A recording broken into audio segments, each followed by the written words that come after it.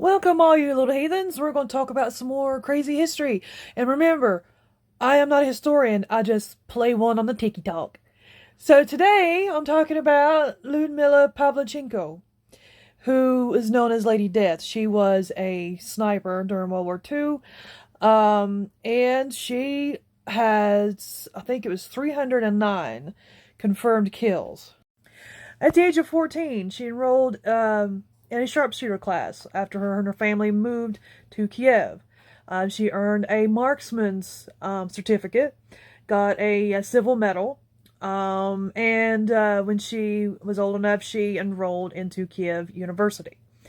Now, she continued to enroll in marksman classes, but her intention was to be a teacher. Oh, isn't that nice? So she enlisted in the army. She was told that, hey, you're educated, we'll make you a nurse. And she was just like, hell no, I want to be a sniper. And after taking out two Austrian Nazi collaborators, she was on her way, baby. She became the most successful female sniper in history. In 2.5 months, she had racked up 187 kills. She credited her success to her patience. And there's one thing about women is we are not interested in a dick-waving contest. Oh no. We're there to get the job done. And get the job done she did. As the Nazi war machine rolled closer and closer, they fell back to Sevastopol. And there was an 8-month siege. And she fought in this 8-month siege.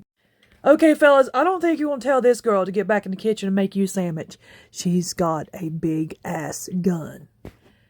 Anyways, during this siege, her kills, I have notes, her kills racked up to 257 kills.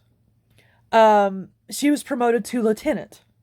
She began to be used as an anti-sniper, in which she engaged in duels with other snipers, often outlasting them by not moving, not even a twitch, for hours and sometimes even days, where she waited till someone made a wrong move and she picked them off.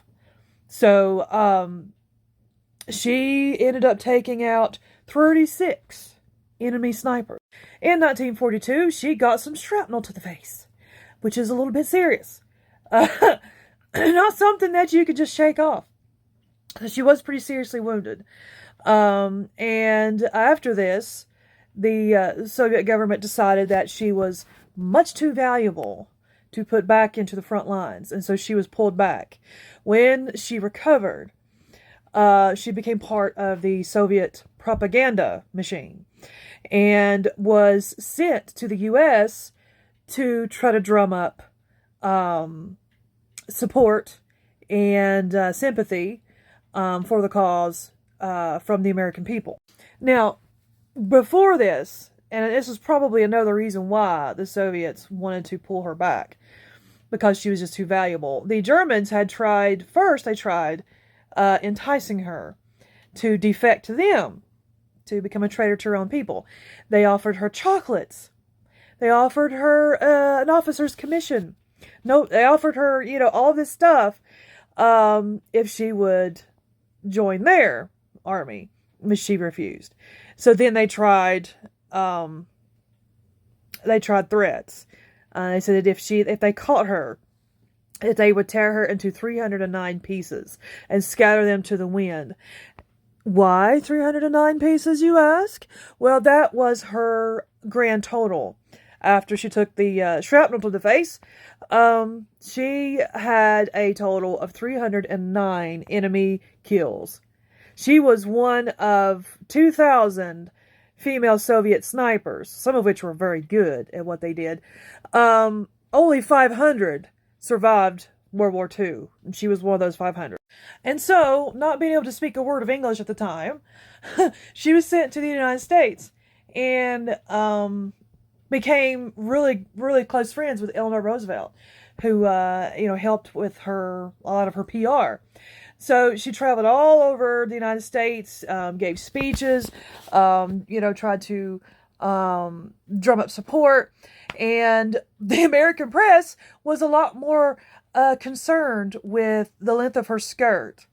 It made her look fat. Like, why is she not wearing makeup? Like, why does she not style her hair? She was even asked if makeup was not allowed on the front lines. And she was just like, dude, dude. I was in an 8-month siege. We were not concerned with shiny noses. Really. But, anyway, again, she became friends with Eleanor Roosevelt, who did help her with her public speaking and whatnot. She did honestly make a big, kind of a big splash in an attempt to get Great Britain and the United States, the forces of the West, to open up a second front in World War II. She, during a speech, said, "Gentlemen, I am 25 years old, and I have killed 309 fascists. Don't you think, gentlemen, that you have been hiding behind my back for too long?" Which actually did get a rousing chorus. She eventually returns back to the Soviet Union after her speaking tour. And there she is still not put back onto the front line because of fear of what the Germans may do to her if they were to catch her. But she did continue to train other snipers, until 1945. After the war, she had been decorated many times over. She does eventually get married to a fellow sniper. She continues her education, ends up becoming a historian. And, there she lives out her days doing what she, originally wanted to do. She was fascinated with history. So she did end up, becoming a historian and living out her days. I think she ends up dying in like her 50s. And I think it was in 1957 that Eleanor Roosevelt went to the Soviet Union, and she visited her old friend. That's who she considered her an old friend, Lyudmilla Pavlichenko. And they reminisced about, their time in the early 40s, and everything, like two schoolgirls, having met each other after many years. And so I find that, really kind of touching. But let's give it up. Let's give it up for the OG Lady Death. Yeah, she's got a big gun. I don't think you want to mess with that. So, kudos to her for just sticking it to the Nazis. Let's shoot some Nazis. What, dude, shoot Nazis. So anyways, this is me, your non-historian, here on the Ticker Talker, signing off. Y'all come on, man, get into some history.